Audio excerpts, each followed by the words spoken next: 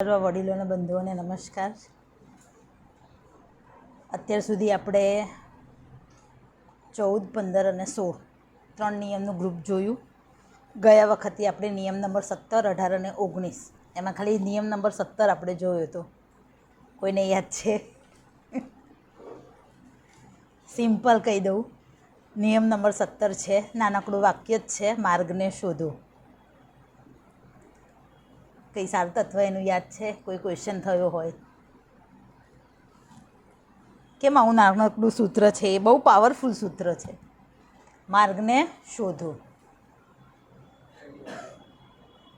બહુ અદ્ભુત એમ કહેવાય ને કે આનું વાક્ય આ પુસ્તક હું વાંચું ને, હમણાં મને 4:38 રમેશભાઈએ ફોન કર્યો.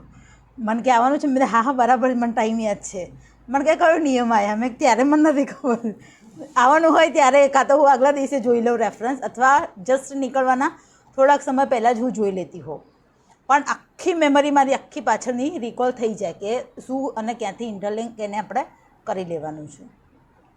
કારણ કે આ વસ્તુ જે પુસ્તકના શબ્દો કરતાં તમારી અંદરની જે છે ડેવલપમેન્ટ જે છે એ તમને અહીંયા હેલ્પ કરશે. કારણ કે પુસ્તકનો જે મિનિંગ છે માર્ગને શોધો, એ તો ખાલી એક નાનકડું ઇન્ડિકેટર જ છે. જેમ કે આ લાઇટ છે, અંધારું છે, તો આપણે લાઇટનો સહારો લીધો, પણ પછી એ લાઇટના અજવાળામાં આપણે કયા સારા પ્રકારના કાર્યો કરીશું કે ખરાબ પ્રકારના કાર્યો, એ આપણા ડેવલપમેન્ટ ઉપર આધારિત છે.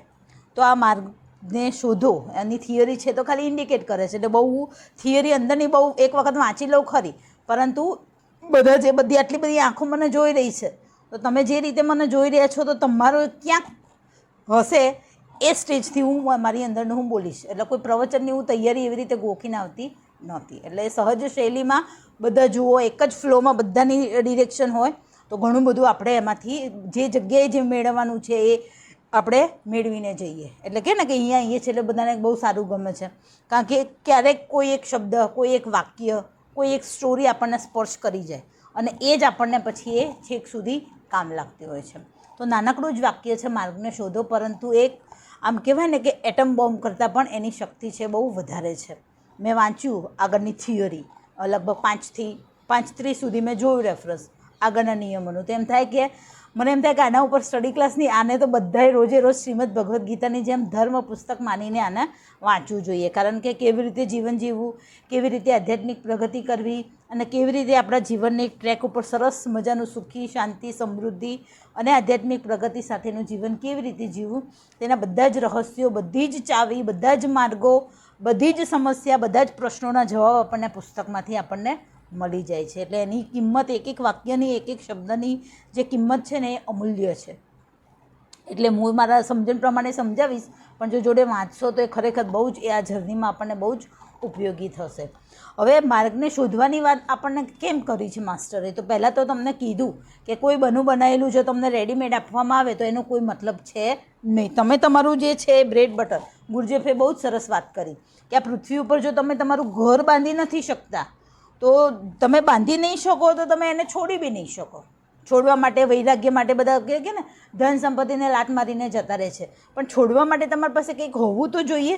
તો કહે છે કે જો પૃથ્વી ઉપર તમે તમારું ઘર નથી બાંધી શકતા તો તમને આત્મ સાક્ષાત્કાર એટલે કે આત્માને જાણવા માટેની તમારી કોઈ એવી લાયકાત છે નહીં. એટલે અહીંયા આપણે પૃથ્વી ઉપર જન્મ ધારણ કર્યા પછી આપણું બ્રેડ બટર આપણે જાતે અર્જિત કરવાનું છે. એમ આપણે પૃથ્વી ઉપર આવ્યા, અનંત જન્મોના ચક્કરમાં આપણે બંધાયા, તેમાંથી આપણે જ એ સીડ વાવ્યું હતું ને એમાંથી આપણે જ એમાંથી શું કરવાનું છે? નીકળવાનું છે. કાલે એક બહુ સરસ રીલ જોઈ હતી મેં, ઓશો રજનીશની. એક વચ્ચે પેલું આવે ને ફેસબુકમાં વચ્ચે રીલ્સ, તો બહુ સરસ રીલ્સ હતી કે આ પૃથ્વી ઉપર આવ્યા તો તમે બધા જ પ્રકારનું સુખ, શાંતિ, સમૃદ્ધિ બધી જ તમે તમારી ઈચ્છાઓ પૂરી કરજો. તમે તમને બાંધતા નહીં, પરંતુ એક કાર્ય કર્યા વગર પાછા ના જતા. અને એ કાર્ય છે કે તમે તમને જાણ્યા વગર જતા નહીં તો બધું કોરું. એટલે કે તમે આવ્યા જ છો તો તમે તમને જાણીને જજો. તો બહુ જ સરસ વાત કરી. તો આ સૂત્રો પણ આપણને એ જ કહે છે કે તમારે તમને જાણવા હશે તો એનો કોઈ બનાવેલો માર્ગ નથી. આ પૃથ્વી ઉપર જેટલા માથા છે ને એટલા માર્ગ છે. ગયા સૂત્રોમાં મેં કીધું હતું કે કોઈ હિમાલયની ગુફામાં કોઈ યોગી છે તો એને જ મોક્ષ પ્રાપ્તિનો અધિકાર છે એવું નથી. એક સાયન્ટિસ્ટ છે, એક સંગીતજ્ઞ છે, તો એને આખું જીવન માનવ જાતના ભલા માટે અર્પણ કરી દીધું છે. એ યોગી કરતાં ઉપયોગી બનીને સમાજની વચ્ચે રહ્યો છે તો એ પણ મોક્ષનો એટલો જ અધિકારી છે. એટલે ખાલી જ્ઞાન પ્રાપ્ત હોવું જરૂરી નથી. એ જે જ્ઞાન તમને મળ્યું એ તમે સેવા માટે ક્યાં બીજાને ઉપયોગી થયા એ એટલું જ અગત્યનું છે. એટલે કહે છે કે હવે વર્તમાન સમયમાં 21મી સદીમાં યોગી કરતાં ઉપયોગી બનશો તો એ વધારે સારી રીતે તમને એ હેલ્પ થશે, તમને મુક્તિના માર્ગ તરફ તમને લઈ જશે. તો એટલા માટે એ માર્ગને શોધવાની વાત કરી છે. અને વધારે તો પાછા એના રહસ્યમય જે જવાબ છે એ પછીના સૂત્રમાં આપણને આપે છે. તો પછીના સૂત્રમાં કહે છે કે આ નિયમના બીજા વિભાગમાં 17મા નિયમ સાથેનો સંબંધ ધરાવે છે. એટલે પાછું પાર્ટ 2માં આ જ નિયમ પાછો રિપીટ થશે ત્યારે કંઈક નવો અર્થ લઈને આવશે, પણ કે થોડો ઘણો એની સાથે પણ સીધો સંબંધ ધરાવે છે. તો કહે છે કે યુગોના ભગીરથ પ્રયત્નો તથા અનેક વિજયો પછી જ્યારે અંતિમ યુદ્ધમાં તમે વિજય પ્રાપ્ત કરશો અને છેવટનું રહસ્ય માંગશો ત્યારે તમે આ માર્ગે આગળ પ્રયાણ કરવા યોગ્ય ગણાશો. યુગોના યુદ્ધની વાત કરી છે. અનેક પૃથ્વી ઉપર તો આપણે અનેક યુદ્ધો જીત્યા હશે કોઈની સામે. અત્યારે વિશ્વ યુદ્ધ ચાલે છે અને બંધ થાય છે અને ચાલે છે. તો આવા તો અનેક યુદ્ધોથી પૃથ્વી લોહિયાળ બનીને કેટલાય લોકો આમાં માર્યા ગયા, પરંતુ એનો મતલબ નથી. કહે છે કે તમે તમારી અંદરના યુદ્ધ, તમારી અંદરના જે રીપુ છે, તમારી અંદરના જે દુર્ગુણો છે, તમારી અંદરના જે વીક પોઈન્ટ છે એની સામે તમે અડગ તલવાર લઈને ઊભા રહો અને એ તમારા જે રીપુ છે, તમારી ખોટી કુટેવો છે, તમારી ખોટી આદતો છે, ખોટા દુર્ગુણો છે, જે જન્મ અને મરણના ચક્કરમાં શું કરે છે, આપણને બાંધે છે, તો એની સામે તમારે શું કરવાનું છે? યુદ્ધ કરવાનું છે. તો આ જે અનંત જે સંઘર્ષ છે યુદ્ધનો, એ આપણી અંદર એક સાયકલ સતત ચાલતી હોય છે, જેને આપણે ડ્વેલિટી કહીએ છીએ કે આ કરું કે તે કરું. ને સંઘર્ષથી જ આપણે પેલું કહીએ કે ઘણી વખતે તો આપણે આપણાથી થાકી અને કંટાળી જઈએ છીએ. સતત એ સાયકલ અંદર આપણી ચાલતી જ હોય છે. તો એ સાયકલને ક્યારેય તમે સાક્ષી ભાવે અલગ થઈને તમે તમારી જાતને નિહાળી ખરી? તમે તમારા વિચારોને જોયા? તમે તમારો અવાજ સાંભળ્યો ખરો? તો ધ્યાનમાં હું એટલા માટે તમને કરાવું છું કે એમાં તમારા જે અંદરની જે સાયકલ છે એ શું થાય છે? થોડી ગતિ ધીમી પડે છે. અને તમે તમારા વિચારો કયા પ્રકારના, આપણું ડેવલપમેન્ટ જાણવું હોય ને તો કોઈ ગુરુ કે કોઈ ધર્મ પુસ્તકની જરૂર નથી. મંદિરમાં જાઓ પણ મંદિરમાં કોરા ને કોરા આવો તો કોઈ મતલબ નથી. તો કહે છે કે આપણો વિકાસ કેટલો થયો, કેટલો નહીં, કયું ચક્ર જાગૃત થયું, કયા ચક્રે અટક્યા છીએ એ જાણવું હોય તો શું? તો કે અચાનક તમે તમારું જ નિરીક્ષણ કરો. તમે જ તમારા ગુરુ. કયા પ્રકારના વિચારો મને આવે છે ને લખવા માંડો. તો તમારા વિચારો કયા પ્રકારના આવે છે એનાથી જ આપણું માપ આપણું નીકળી પડશે કે આપણે ક્યાં ઊભા છીએ, કયા ચક્રમાં આપણે અટકી ગયા છીએ. તો આ માર્ગ આપણને એ જ કહે છે કે તમે જ તમારા ગુરુ છો, કોઈ તમને અંદરનો માર્ગ બતાવી શકશે નહીં. તો કહે છે કે અનંત યુગોના સંઘર્ષ પછી, યુદ્ધ પછી વિજય પ્રાપ્ત તમે કરશો ત્યારે આ માર્ગ ઉપર ચાલવા માટે ખાલી તમે યોગ્ય ગણાશો. એટલો બધો અદ્ભુત આ નિયમ આપણને કહે છે. એટલે અહીંયા સ્થૂળ શરીરની વાત નથી, એટલે કે ભૂતાત્માથી જીવાત્મા તરફની પ્રગતિની અહીંયા આપણને વાત કરે છે. બીજું એનાથી પાછું ડીપમાં આપણને આ નિયમ કહે છે કે આ મહાન પાઠનું અંતિમ રહસ્ય કહેવામાં આવે છે ત્યારે તેમાં નવા માર્ગનું રહસ્ય ખુલે છે. કયું રહસ્ય ખુલે છે? કે જે માર્ગે સર્વ માનવીય અનુભવોથી પર લઈ જાય છે. મનુષ્ય જીવનના આપણા જે પણ અનુભવો છે, સુખના, દુઃખના, લાગણીઓના, આપણા જે નિમ્ન શરીરો છે, આપણા માનસિક વિચાર, જે મનસ્સ શરીર છે તો એના પોતાના વિચારો છે, લાગણી શરીર છે તો એની પોતાની લાગણીઓ છે, આ શરીર છે તો એને ભૂખ લાગે છે, તરસ લાગે છે, નવા નવા કપડાં જોઈએ છે, નવા નવા સુખ સંપત્તિ, કમ્ફર્ટ ઝોનમાં, સારી મોટી ગાડીઓમાં, બંગલામાં એને આ શરીરને રહેવા માગે છે. તો દરેક શરીરની પોતપોતાની શું છે? એક ડિમાન્ડ છે. તો કહે છે કે એ બધી જે ડિમાન્ડ છે એને તમે તમારી સાથે સાક્ષાત્કાર કરશો, તમે તમારી સાથે સ્વ અધ્યયન કરશો, સ્વાધ્યાય કરશો, તમારી જાત સાથે તમે બેસશો તો કે તમને એ બધું સમજણ પડશે. તો કહે છે કે એ માર્ગ જે ખુલે છે એ માર્ગ સર્વ માનવીય અનુભવોથી પર લઈ જાય છે. આ માર્ગ આપણા જે સુખ દુઃખના જે છે એનાથી કંઈક અલગ કહે છે. કહે છે કે જે માનવ કલ્પના તથા અનુભવ શક્તિથી પૂર્ણ અને અગમ્ય છે. અનુભવ તો છે જ, આજે પણ સુખ અને દુઃખ આપણે જે અનુભવ કરીએ છીએ તો એ એમને કોરો નથી જતો. એની મેમરી આપણા જે સેલ છે, જે આપણું કોઝલ બોડી છે, એનો એક એટમ છે જે દરેક જન્મમાં આપણે નીચે પેલા કહે ને કે મિનરલ્સમાંથી આવે ત્યારથી એની અંદરની એ મેમરી એ કોઝલ બોડીમાં એ એટમ પરમેનન્ટ એટમમાં છે જ. તો એ આપણે ભૂલતા નથી. તો કહે છે કે એ અનુભવથી અગમ્ય છે. આ પ્રત્યેક તબક્કે લાંબો સમય થોભી પૂર્ણ વિચાર કરવો આવશ્યક છે. આ પ્રત્યેક કક્ષાએ માર્ગને ખાતર માર્ગ પસંદ કરવામાં આવ્યો છે એની ખાતરી કરવી જરૂરી છે.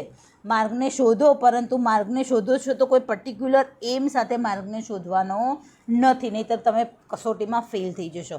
માર્ગને ખાતર માર્ગને શોધવાનો છે. એની અંદર કોઈ પણ નાનો સૂક્ષ્મ અંશ પણ સ્વાર્થનો હોવો જોઈએ નહીં, કે મને આ એવોર્ડ મળે, મારા ચક્રો જાગૃત થાય, મને સમાધિ લાગે, કે મને આ દીક્ષા મળે, કે મને આ પદ અને પ્રતિષ્ઠા મળે, એવી કોઈ સૂક્ષ્મ લાલસા એમાં હોવી જોઈએ નહીં. ફક્ત કરવાને ખાતર જેમ આપણે કાર્ય કરીએ છીએ, માર્ગને શોધવાને ખાતર માર્ગ શોધવાનો છે. રખે સ્વાર્થનો સૂક્ષ્મ અંશ એમાં હોવો જોઈએ નહીં. એટલે આ જે જર્ની છે, આ જે પરીક્ષા છે એ બહુ લાંબી છે, પણ જ્યારે એનો રિવોર્ડ આપણને મળે છે ત્યારે અનંત સૂર્યો એની સામે ફિક્કા પડી જાય. એટલો બધો એનો જે રિવોર્ડ, એક આધ્યાત્મિક જે બદલો કહેવાય, એ અદ્ભુત હોય છે અને અચાનક જ એક જન્મમાં આપણને પ્રાપ્ત થાય છે. તો કહે છે કે માર્ગને ખાતર માર્ગ પસંદ કરવામાં આવ્યો છે એની ખાતરી કરવી ખૂબ જરૂરી છે. માર્ગ અને સત્યને પ્રથમ સ્થાન મળવું જોઈએ. શું કહે છે? માર્ગ અને સત્યને હંમેશા જીવનમાં પ્રથમ સ્થાન મળવું જોઈએ, ત્યારબાદ જીવન એને અનુસરશે. જેમ આપણે કહે છે ને કે આપણે જીવનને અનુસરીશું તો જીવન આપણને અનુસરશે. જેમ કે પેલું કહે છે ને કે તમે સમયને સાચવશો તો સમય તમને સાચવશે. આ શું વાક્ય કહેવા માગે છે? જીવન તમને સાચવશે, તમે જીવનને સાચવશો. તમે સમયને સાચવશો તો સમય તમને સાચવશે. તો આ શું કહેવા માગે છે? નાનકડું સિમ્પલ એનો જવાબ છે કે જે સમયે જે કાર્ય કરવાનું હોય એ સમયે એ કાર્ય વિના વિલંબે, આળસ વગર એ કરવું જ જોઈએ, એ થવું જ જોઈએ.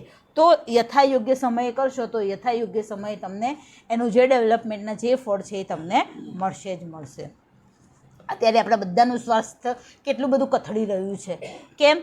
કારણ કે આપણે બિનમોસમના ફળ, બિનમોસમના શાકભાજી ખાઈએ છીએ. અત્યારે કેરીની મોસમ નથી, કેરીઓથી ઉભરાય છે. દ્રાક્ષની મોસમ એની પહેલાં જ્યારે આવવાની હોય એની પહેલાં તો એ બધી વસ્તુઓ અલિપ્ત થઈ જાય છે બજારમાંથી. તો એ બધાની અસર શું થાય છે આપણા સ્વાસ્થ્ય ઉપર? બધાના સ્વાસ્થ્ય કેવા બની રહ્યા છે? દિન બ દિન નબળા બની ગયા છે. એટલે જે પ્રકૃતિનો નિયમ બહુ અદ્ભુત છે. પ્રકૃતિના નિયમનું પાલન કરવું ખૂબ જરૂરી છે, પરંતુ એનાથી આપણે એક સ્ટેપ હંમેશા આગળ વધવાની દોટ મૂકી દઈએ છીએ અને એમાં ઘણું બધું નુકસાન આપણે કરી દઈએ છીએ. એટલે અહીંયા યથાયોગ્ય થવું જોઈએ એની વાત કરે છે. હવે ખાસ આ રહસ્યની આપણે વાત કરીએ કે માર્ગને ખાતર માર્ગને કેમ પસંદ કરવાની અહીંયા વાત કરે છે. તો એ મેં કીધું ને કે એના જે રિવોર્ડ છે એ બહુ અદ્ભુત રિવોર્ડ છે.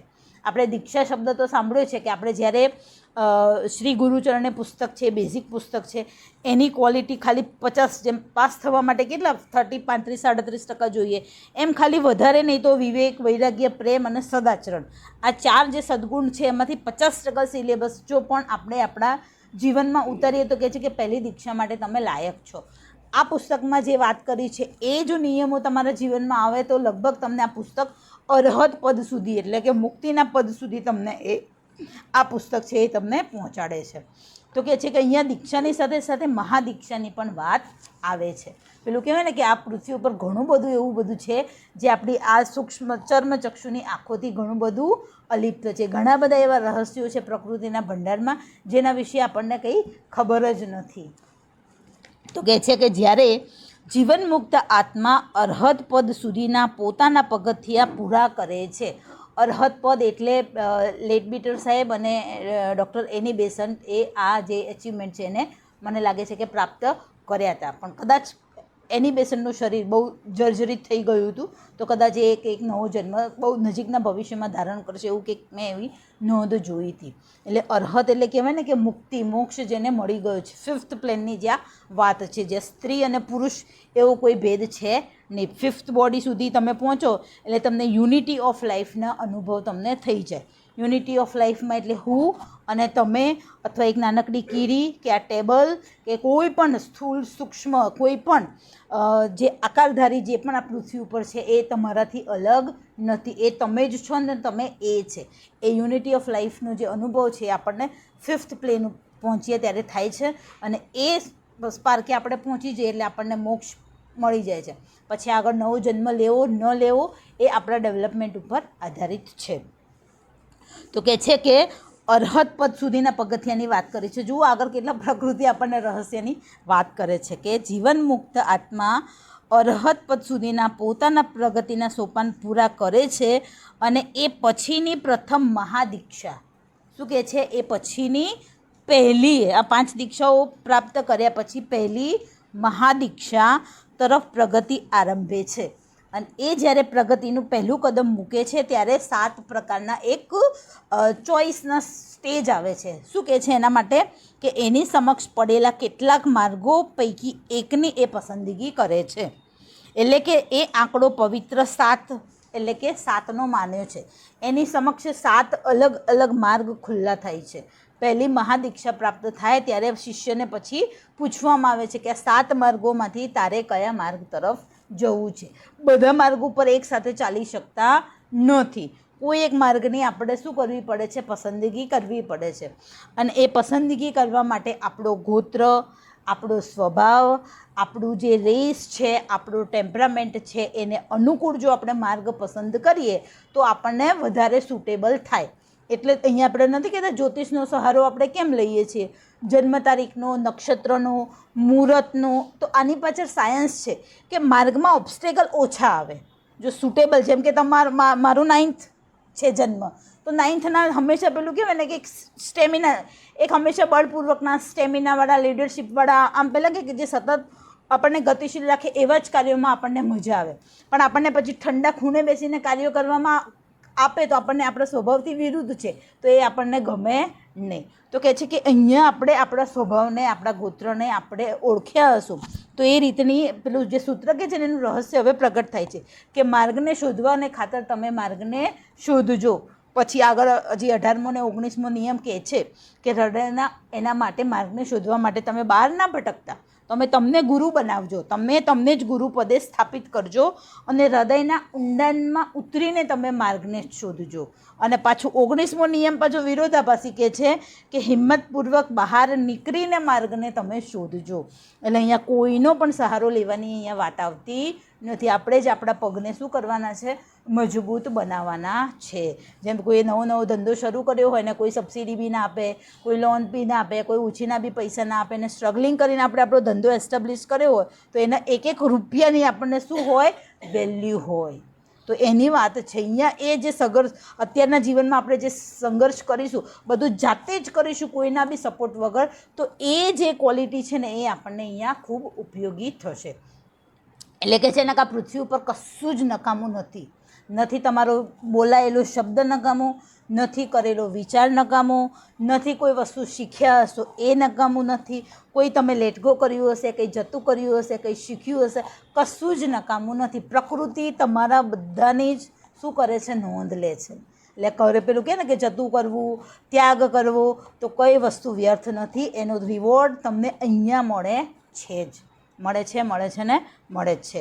તો અહીંયા આપણે 7 માર્ગોની જે વાત કરી છે, તો હવે આ વખતે તો આ ટર્મ આપણી પૂરી થઈ જાય છે, પણ મને યાદ કરાવજો કે નવા ટર્મમાં આપણે જ્યારે જૂનથી શરૂ કરીએ ત્યારે ક્લેરા કોડનું એક પુસ્તક છે ધી 7 ટેમ્પરામેન્ટ. એટલે કે આ પૃથ્વી ઉપર 7 સ્વભાવનાવાળા મનુષ્યો રહે છે. તો એ જે મારી પાસે હમણાં આ વખતે બી પહેલાં બી હતું, ઇંગ્લિશમાં જ છે પુસ્તક, આ વખતે બી મેં ચેન્નઈથી લીધેલું છે. તો એ પુસ્તક ઉપર આપણે 1-2 પ્રવચન આપણે લઈશું. એટલે આપણે આપણો સ્વભાવ જાણીએ ને તો કયા માર્ગે ચાલવું એની અનુકૂળતા આપણને ઇઝી પડે. એટલે આપણે એને રેસ તરીકે ઓળખે છે કે ફર્સ્ટ રે તો જેનો વિલ પાવર બહુ જ સ્ટ્રોંગ હોય, સેકન્ડ રે છે તો વિઝડમ, એ વ્યક્તિ જ્ઞાની બહુ હોય. એવી જ રીતે 7th રેનો કોઈ વ્યક્તિ છે તો એને ધાર્મિક ક્રિયાકાંડો, પૂજા વિધિમાં એને બહુ જ રુચિ હોય. એટલે કે છે કે દરેક વ્યક્તિનો પોતાનો માર્ગ છે, દરેક વ્યક્તિ પોતાનો સ્વભાવ લઈને આવ્યો છે અને દરેકના પોતાના પાછલા અનુભવો છે. એટલે કોઈના પ્રયત્નોને, કોઈ પણ વ્યક્તિને પછી સારા માર્ગે જાય છે કે ખરાબ માર્ગે જાય છે તો એને તમે ક્યારેય ક્રિટિસાઇઝ ના કરો.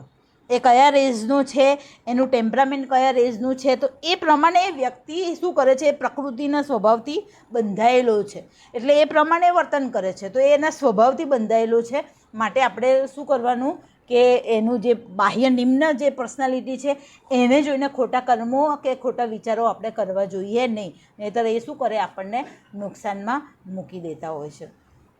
કાલે એક સ્ટોરી ફાલ્ગુની વસાવડાની બહુ સરસ મજાની સ્ટોરી હતી. એમાં કે એક છોકરી હોય છે, એ બહુ પેલું કહેવાય ને કે ટ્રેનમાં એક ભાઈ જતા હોય છે અને એમને કંઈક ભૂખ લાગી તો કંઈક પડીકું ને એવું કંઈક ખાધું અને પછી એનું જે પડીકું હતું એમને વાળીને એમના પોકેટમાં મૂકી દીધું.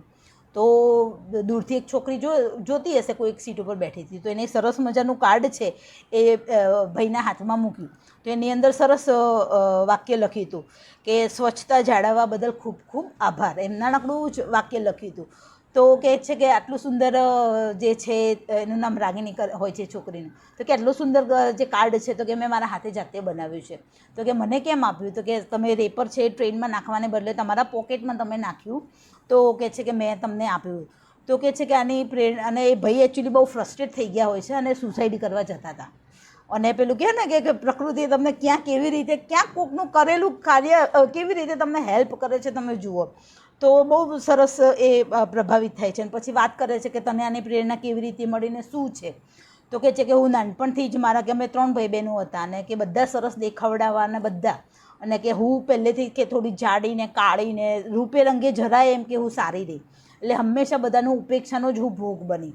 મારી કે એટલી બધી ટેલેન્ટ, મારા ગુણિયલ સ્વભાવ, તો લોકોએ એનો ઉપયોગ કર્યો, પણ બાહ્ય રીતે એમને મારા રૂપ અને રંગથી જ મારું મૂલ્યાંકન કર્યું. તો કે હું પણ આવી રીતે એક વખત એમ કે જતી હતી સુસાઇડ કરવા માટે.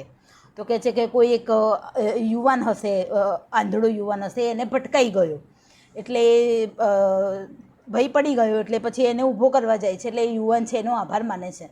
તો કહે છે કે આભાર તમે કેમ માનો છો? તો કહે છે કે હું તો આંધળો છું, હું તો દેખી શકતો નથી. એટલે કે સામેવાળાઓએ મને જાણી જોઈને ધક્કો માર્યો કે નથી માર્યો મને ખબર નથી, કે હું પ્રકૃતિથી અંધ છું, એટલે કે કોઈને પણ હું એનો, મારા માટે હું જ જવાબદાર છું. હું કોઈને એમ કે દોષ એનો આપતો નથી, ક્યારેય વ્યક્તિને હું દોષપૂર્ણ તરીકે મૂલવતો જ નથી. તો એ જે રાગિની કરીને જે છોકરી છે એ પણ આત્મહત્યા કરવા જતી હોય છે. તો એને પણ આમ બહુ લાગી જાય છે કે યુવાન વ્યક્તિ છે એ પોતે જાતે પડી ગયો કે ટકરાવથી પડી ગયો, પણ એને એ દોષનો ટોપલો, એ ભૂલ છે પોતાના માથે ઓઢી લીધી અને પોતાના અંધત્વ માટે એને બીજાને દોષિત ના ઠેરવ્યા. તો કે જે હું પણ બચપનથી કાળી અને એ જાડી એવી છું, તો કે એના માટે હું બીજાને શું કરવા દોષપૂર્વક જોઉં કે મારી ઉપેક્ષા કરે છે કે નથી કરતા, હું મારી જાતને પ્રેમ કેમ ના કરું. અને ત્યાંથી પછી એને એક બળ મળે છે અને પછી એને ગમે છે. તો પછી એ શું કરે છે, જે અંધ બાળકો હોય છે એની સ્કૂલમાં પછી એ ટીચર બને છે અને અઢળક પ્રેમ આપે છે ને અંધ બાળકોનું, કારણ કે બાળકો તો જોઈ જ નહીં શકતા કે ટીચર કેવી છે, કાળી છે કે જાડી છે કે કેવી છે. તો એ અઢળક એનો પ્રેમ પ્રાપ્ત કરે છે અને અઢળક એમને પ્રેમ આપે છે. તો આ શોર્ટમાં આ વાત કહી દે છે. પછી યુવાન એનાથી પ્રભાવિત થાય છે. પેલી ટ્રેનમાંથી બેન ઉતરી જાય છે. પછી બીજા દિવસે યુવાન ફરીથી ટ્રેનમાં આવે છે અને પછી બહુ જ સરસ પૈસાવાળો છોકરો હોય છે, રૂપે રંગે સારો હોય છે, અને એની સાથે પછી લગ્નનો પ્રસ્તાવ મૂકે છે અને બંને આવી રીતે એક સારા માર્ગ ઉપર ચાલવા માટે પ્રયત્ન કરે છે. એટલે પેલું કહે ને કે બંને શરીર અને રૂપરંગથી પર હોય છે, પરંતુ એક નાનકડા ઉત્સાહની કોઈને જરૂર હતી. તો એ જે કાળી જાડી છોકરી હતી એ યુવાનમાં શું આપી? એક હિંમત આપી, એક નાનકડા કાર્ડના મદદથી. એટલે પેલું કહે છે ને કે ઘણા એવા હશે પૃથ્વી ઉપર કે જે રૂપ રંગને કે પૈસાને કે તમારી પદ પ્રતિષ્ઠાને પોસ્ટને મૂલ્યાંકન કરતા નથી હોતા. એટલે અહીંયા એનો મોરલ જે સાર છે એ શું છે કે તમારી પાસે જે છે હંમેશા આપતા જ રહો. વ્યક્તિ જે લેવલે ઊભું હશે એ લેવલે જ એ તમારું મૂલ્યાંકન કરશે, પણ એ તમારું મૂલ્યાંકન હંમેશા સારું જ કરે એવી અપેક્ષા સાથે તમે એને કોઈ એની સાથે ભાવના સાથે તમે કાર્ય ના કરો કે તમારી વખાણ જ કરે. એ એના પ્રકૃતિથી બંધાયેલો છે, એના સ્વભાવથી બંધાયેલો છે. એટલે કે કોઈ પણ વ્યક્તિને તમે દોષયુક્ત ના જુઓ. કંઈ દોષ લાગે, કંઈ ભૂલ લાગે તો તમે એની જવાબદારી જો તમારી ઉપર લેશો તો તમારો વિકાસ વધારે ઝડપથી બનશે. તો આવી સરસ વાત કરે છે. તો આવા 7 પ્રકારના સ્વભાવવાળા પૃથ્વી ઉપર અસ્તિત્વ ધરાવે છે. સિક્રેટ ડોક્ટ્રિનમાં પણ એની વાત આવે છે, ધ લો ઓફ ધી સેપ્ટિનરી. એટલે આપણે 7 જ પ્રકારના સ્વભાવ છે. 8મો સ્વભાવવાળો વ્યક્તિ તમને આ પૃથ્વી ઉપર જોવા નહીં મળે. એટલે એ પુસ્તકનો સ્ટડી ક્લાસ આપણે 1-2 દિવસ, મતલબ 1, 2, 3 લેક્ચર જેટલું ચાલે એટલું આપણે એને ડીપમાં આપણે એને સ્ટડી કરીશું. તો આપણે એકચ્યુઅલી બીજાને જજ કરવાની કે મૂલવણી કરવાની કે આવો ના તેવો ને એ બધી જે છે પંચાતો, એમાંથી ઘણું બધું આપણે પર થઈ જઈશું. તો એ પુસ્તક ચોક્કસ નવા ટર્મમાં આપણે લઈ લઈશું. તો 7 પ્રકારના સ્વભાવવાળા મનુષ્યો છે. તો સામે 7 પ્રકારના માર્ગો ખુલે છે. ક્યારે? પહેલી મહાદીક્ષાનો સમય આવે છે ત્યારે. તો ગુરુ એને પ્રકૃતિ ગુરુ કહો, સુપર કોન્શિયસનો, તો એ છે એને ચોઈસ આપે છે કે તારે આ 7 માર્ગોમાંથી કયા માર્ગ ઉપર જવું છે. તો થોડા કેટલાકની મને સમજ છે. તો એમાં એક એન્જલિક કિંગડમ છે કે ભાઈ તમારે એન્જલ બનવું છે અને પૃથ્વીના લોકો જે છે એને જે રીતનું જે પણ સ્તોત્ર છે, હવન છે કે જે બી છે, તો એનો રિવોર્ડ તમારે એમને આપવો છે. તો એ એન્જલનો એક માર્ગ છે કે તમારે એન્જલ બનવું છે. બીજો જે માર્ગ છે એ કે ભાઈ આ પૃથ્વી ઉપર પછી તમારે સદેહે પાછા નથી આવવું, બીજા કોઈ પ્લેનેટ ઉપર જવું છે અથવા બીજા કોઈ સૂક્ષ્મ રૂપે તમારે જવું છે, એ એમાં વાત આવે છે.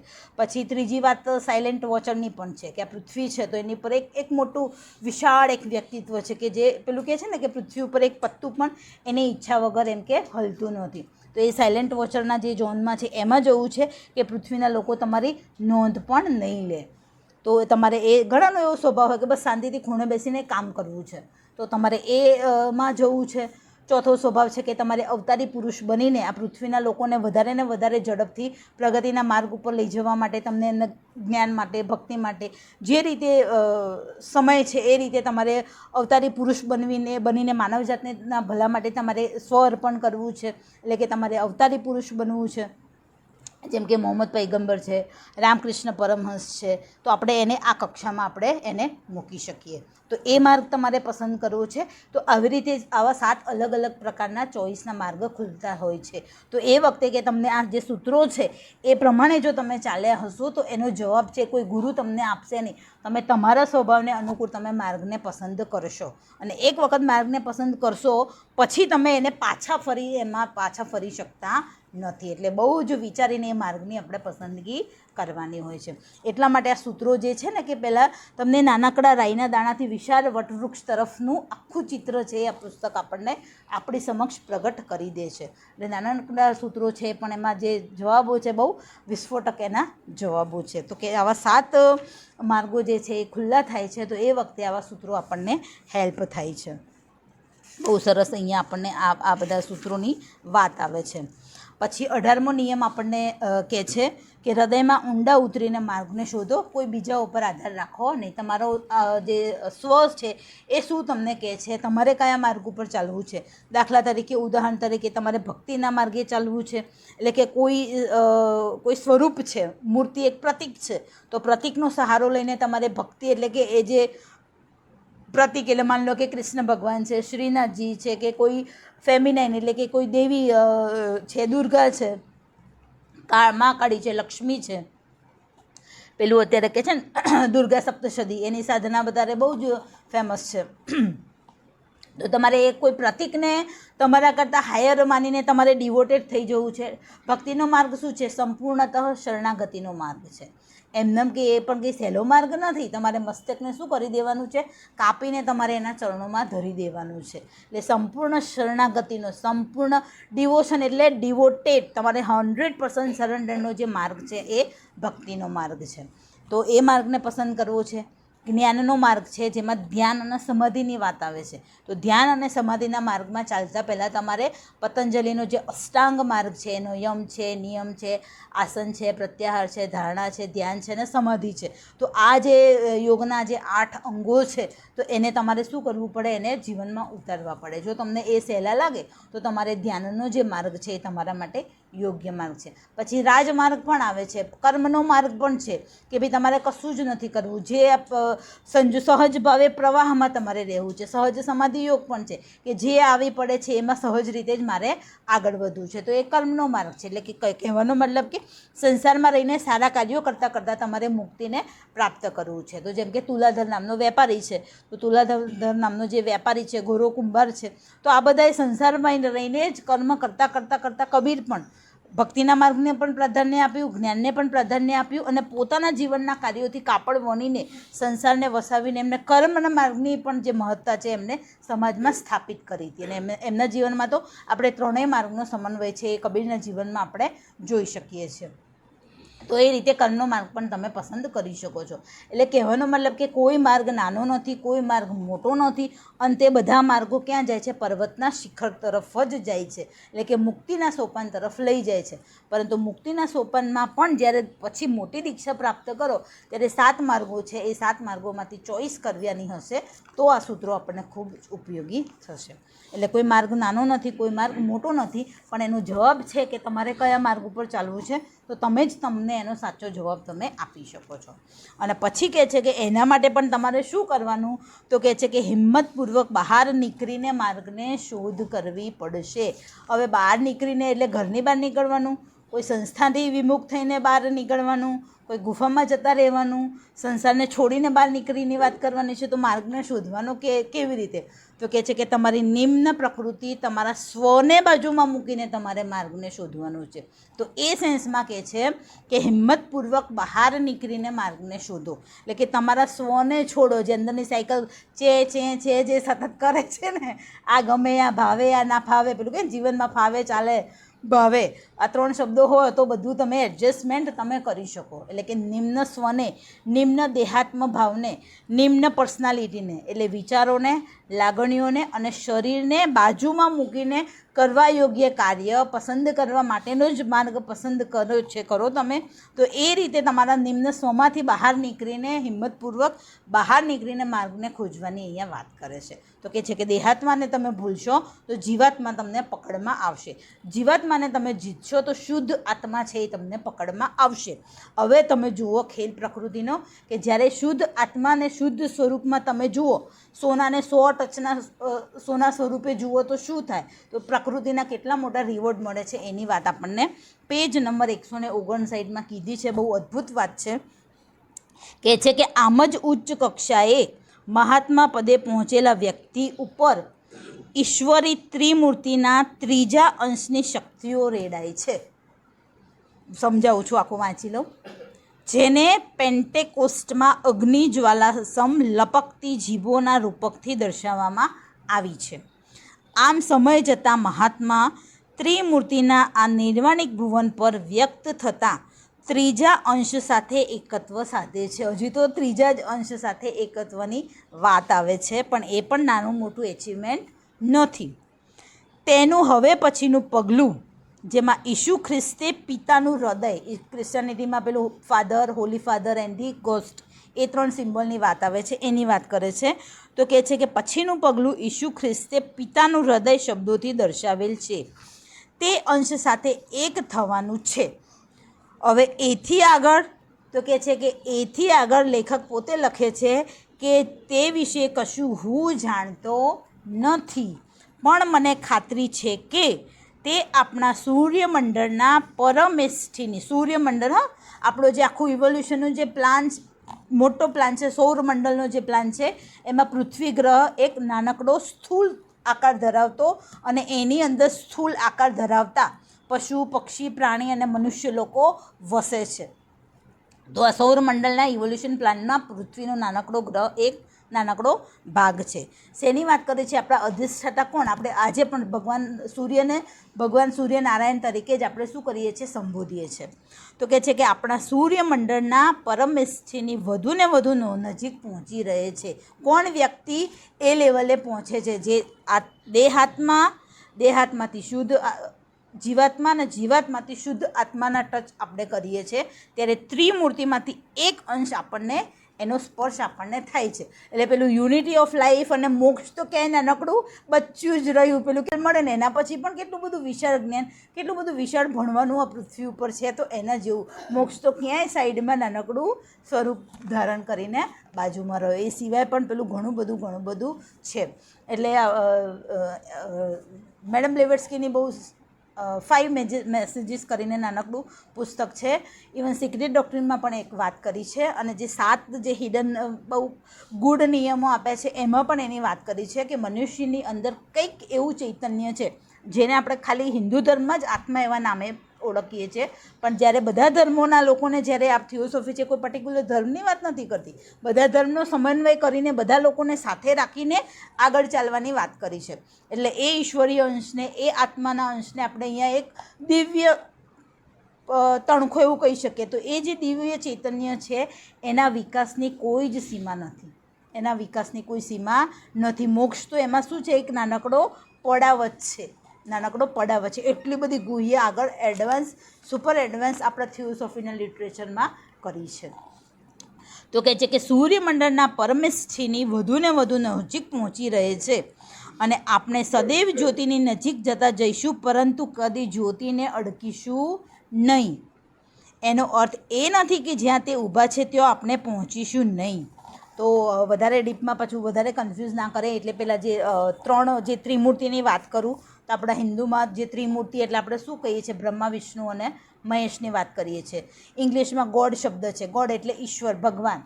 ભગવાનને પાછું આપણે પેલા જે પંચતત્વો છે, પૃથ્વી, જલ, વાયુ, આકાશ, નભ, એની ભગવાન, તો એની પંચતત્વોની વાત કરે છે. કેમ? કારણ કે આપણો જે દેહાત્મા છે, આ જે સ્થૂળ શરીર છે, એ પંચતત્વોનું બનેલું છે, પણ સૂક્ષ્મ શરીરોની વાત બધામાં આપણા લિટરેચરોમાં બહુ ઓછા લોકોએ એની છણાવટ કરી છે.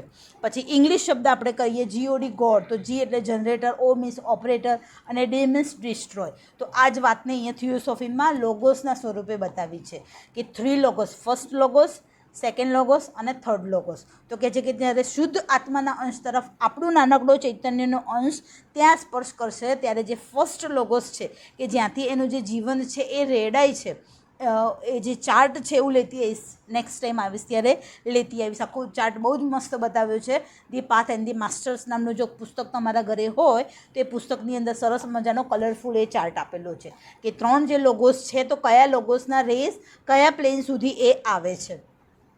તો ના કહેવું જોઈએ, પણ પેલું નથી કે ના પૃથ્વી ઉપરનું જીવન તો નર્કભર્યું જીવન છે. તો એ સેન્સમાં એવું નથી કે અહીંયા બધું શીખવા માટેનું આ મસ્ત મજાની પાઠશાળા છે, પણ લોગોસના પણ જે રેસ છે એ પર્ટિક્યુલર પ્લેન સુધી જ આવે છે, એનાથી નીચે નથી આવતા. તો આપણે ત્યાં જવાનું છે. તો એમાં કે છે કે શુદ્ધાત્માના લેવલે એ ત્રીજો જે રેસ છે એના અંશને આપણે પામીએ છીએ, ને એને પામીએ છીએ ત્યારે સૌરમંડળના જે અધિષ્ઠાતા જે દેવ નામ આપો, એન્જલ આપો, ભગવાન નામ આપો, તો એની જ્યોતિની નજીક તમે જાઓ છો. હવે કોઈ ભગવાન કોઈ આકારધારી નથી, એને ખાલી અહીંયા પણ કીધું ને કે એના વિશે વધારે લેખક પોતે કહે છે કે વધારે વિશેષ કહી શકતો નથી. એક જ્યોતિ શબ્દ જ એમને એક આપી દીધું છે. પ્રકાશપુંજના એ જ્યોતિ બનેલા છે. તો એ પરમ એસટી પૂરા સૌરમંડળના, પૃથ્વીલોકના નહીં, પૃથ્વીમાં તો આપણે રાજરાજેશ્વર એટલે જે સનતકુમાર છે એને આપણે આખા પૃથ્વી પ્લેનેટના રાજરાજેશ્વર એટલે આપણા સનતકુમાર. પણ જ્યારે એ શુદ્ધ આત્માના પ્લેન ઉપર જાય તો સૌરમંડળના જે અધિષ્ઠાતા જે દેવ છે એની નજીક આપણે જતા હોય છે, ને એની જ્યોતિને સ્પર્શ કરવાનો આપણને એક લાભ મળે છે. ત્યારે તો પછી મને લાગે છે કે યુનિટી ઓફ લાઈફ એટલે પૃથ્વી ઉપર નહીં, કદાચ એમ કે આખા બ્રહ્માંડમાં આપણને એવું લાગે કે હું જ સર્વેશ્વર છું. પણ આપણી થિયોસોફી એ સ્ટેજથી પણ પરની વાત કરે છે કે તમે ભ્રમ નથી, તમે ભ્રમથી પણ તમે ભ્રમ છો એ મોટો ભ્રમ છે, ભ્રમથી પણ બહાર છે એ તમે છો. એટલે એક લેક્ચર મેં જ્યારે ઓનલાઈન લીધું હતું ત્યારે આ સ્ટેજની મેં વાત કરી હતી કે આપણે અહમ બ્રહ્માસ્મિ ત્યાં અટકવાનું નથી. એક સ્ટેજ બધા તમારું કે મારું બધાનું આવશે. આપણે આ ઇવોલ્યુશનના પાથ ઉપર આગળ વધી રહ્યા છીએ એટલે એક સ્ટેજે બધાને અનુભવ થશે કે અહમ બ્રહ્માસ્મિ, પણ હું જ બ્રહ્મ છું એ સ્ટેજ ઉપર અટકવાનું નથી. હું બ્રહ્મ છું એ બ્રહ્મમાં રહેવાનું નથી. એ બ્રહ્મથી પણ આપણે શું કરવાનું છે, પર જવાનું છે. તો બહુ અદ્ભુત નોલેજ આપણને આ સરસ મજાના જે છે એ સૂત્રો આપે છે. તો આ સાથે જે 3 નિયમોની વાત કરી, માર્ગને શોધો, માર્ગને શોધવાને ખાતર જ શોધો, શ્વાસનો સૂક્ષ્મ અંશ એમાં રહેવો જોઈએ નહીં. માર્ગ કોઈ તમને બહાર આવીને નહીં કે હૃદયના ઊંડાણમાંથી જ કયા માર્ગ પસંદ કરવો છે એનો જવાબ આવશે. એટલે 18મો નિયમ કહે છે કે હૃદયના ઊંડાણમાં ઉતરીને માર્ગને શોધો. કેવી રીતે શોધશો? તો 19માં ચાવી આપી છે કે હિંમતપૂર્વક બહાર નીકળીને માર્ગને શોધો. એટલે અહીંયા કોઈ વૈરાગ્યની ઘર પરિવારથી બહાર જવાની વાત નથી, પણ તમારા નિમ્ન સ્વથી બહાર જઈને તમે એક સાક્ષી ભાવે, વિટનેસ ભાવે જે શોધવા યોગ્ય શોધો, કરવા યોગ્ય કાર્ય એ માર્ગને પસંદ કરો. તો હિંમતપૂર્વક બહાર એટલે કે નિમ્ન સ્વને જીતીને એમાંથી હિંમતપૂર્વક બહાર આવીને તમારે માર્ગની શોધ કરવાની છે. તો આટલું પ્રાપ્ત કરશો તો અરહતના જે છે પદે પહોંચશો, મહાદીક્ષા પહેલી મહાદીક્ષાના અધિકારી બનશો, અને સૌરમંડળના જે અધિષ્ઠાતા જે પણ આપણે નામ આપો દેવ ભગવાન એની જ્યોતિની નજીક જવા માટે આપણે લાયક બનીએ છીએ.